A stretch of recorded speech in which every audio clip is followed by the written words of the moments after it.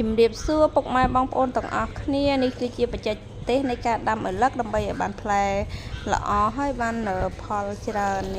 នេះគឺជាក្តាប់ឪឡឹកដែលវាចាប់ផ្ដើមក្តាប់យើងហៅថាថ្ងៃទី1ព្រោះវាទៅតែរីកផ្កាដំបងអញ្ចឹងយើងបេះអាផ្កាឈ្មោលអានេះផ្កាដែលអត់មានក្តាប់ពីក្រោមនេះគេហៅថាផ្កាឈ្មោល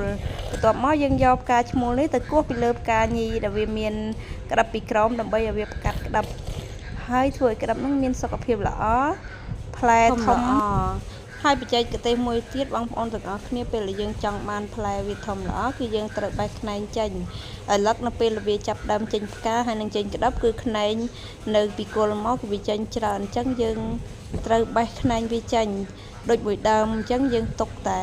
3វល្លិបានហើយក្នុងមួយវល្លិមេធំជាងគេហ្នឹងយើងបេះខ្នែងវារហូតដល់ខ្នែងទី15ហើយសម្រាប់ខ្នែងវា2ទៀតយើងទុកដែរនៅក្នុងគុម្ពតែមួយហ្នឹងអាហ្នឹងយើងបេះដល់ខ្នែងទី5ហើយវគ្គដែលយើងត្រូវយកចិត្តទុកដាក់គឺជាវគ្គដែលវាប្រកាសក្តាប់នឹងឯងបងប្អូនទាំងអស់គ្នាដោយសារតែវគ្គហ្នឹងវាអត់សូវត្រូវការទឹកទេប៉ុន្តែវាត្រូវការជីជាតិដើម្បីឲ្យកាន់ក្តាប់កាន់ផ្កានេះដូចយើងឃើញអញ្ចឹងយើងបេះផ្កាឈ្មោលមកដាក់ទៀតទៅយើងធ្វើឲ្យបានគ្រប់ក្តាប់ទាំងអស់ទៅបើសិនជាយើងមានពេលតែបើយើងអត់មានពេលហើយនៅក្នុងសួនយើងហ្នឹងសវោសัตว์ដូចជាមេអំបៅឃ្មុំអីហ្នឹងអត់អីទេវាមកក្រៀបផ្កាហើយវាបញ្ជូនគេសញីគេសឈ្មោលបញ្ជូនទៅធ្វើឲ្យអាឡឹកយើងកាន់ក្តាប់បានល្អដូចយើងធ្វើអញ្ចឹងតែបើសិនជាចំការយើងមានសត្វល្អិតមកច្រើនអត់អីទេអាហ្នឹងវាមកដូចមេអំបៅពួកអីហ្នឹងសត្វល្អិតមានប្រយោជន៍វាប្រកាសក្តាប់ដោយសត្វល្អិតណាហើយនេះលទ្ធផលមួយសប្តាហ៍ក្រោយពីខ្ញុំធ្វើ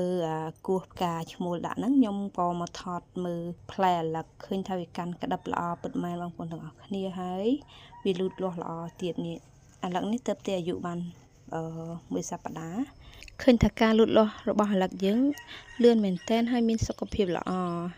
សត្វល្អិតក៏អត់សូវបំផ្លាញទេដោយសារតែការថែទាំរបស់យើងមើលហើយចំណែកអានេះវិញមានអាយុ15ថ្ងៃឃើញថាមានបើសិនជាយើងយកទៅថ្លឹងគីឡូអាឡឹកហ្នឹងអាចបានដល់2គីឡូហើយអត់ទាន់ទុំទេសាច់នៅខាងក្នុងហ្នឹងនៅសទេប៉ុន្តែវាបានរីកសាច់ធំមែនតើហើយប៉ុណ្ណឹងអត់ទាន់អស់ធំទេណាព្រោះវានៅអាយុតិចហើយអាឡឹកនេះគឺជាលទ្ធផលដែលខ្ញុំបានថតតាំងពីដើមវីដេអូមកតាំងពីផ្កាហើយការប្រកាសក្តាប់ដែលនាងខ្ញុំបានបង្ហាញហ្នឹងគឺនាងខ្ញុំបានធ្វើតាមដំណាក់កាលហើយនេះគឺជាដំណាក់កាលនៃអាយុ15ថ្ងៃរបស់អាឡឹករបស់យើងហើយនៅពេលដែលអាឡឹកមានអាយុ